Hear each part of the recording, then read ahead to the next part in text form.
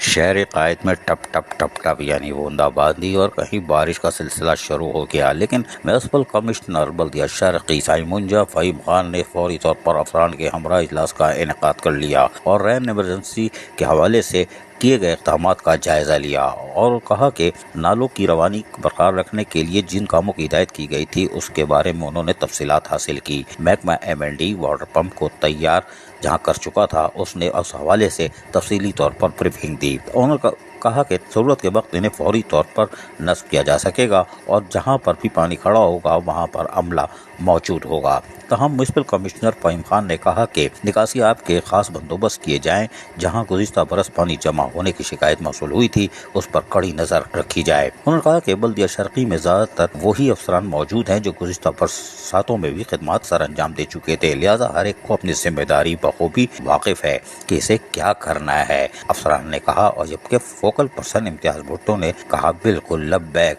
ہم حاضر ہیں، ہم نے ماضی میں بھی کام کیا تھا، ابھی بھی کر کے دکھائیں گے۔ تاہم اجلاس میں focal person Imtiaz Bhutto, superintending engineer Salman Memon, director DM Tauqeer Abbas, director Zafar Iqbal, Jam Rizwan, Shabat Hussain اور incharge debris removal Rao Shamshad بھی موجود تھے اور انہوں نے تمام تر حکمت عملی تیار کی ہوئی ہے، جیسے ہی بارش شروع ہوگی بغبینہ چھتری کے سب باہر آ جائیں گے، کوئی بات نہیں۔ عزیز عارف، KBS بلدیاتی نیوز کراچی۔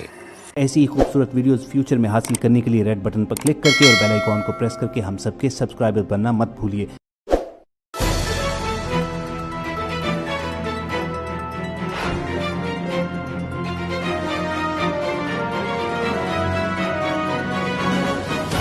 KBS بلدیاتی نیوز۔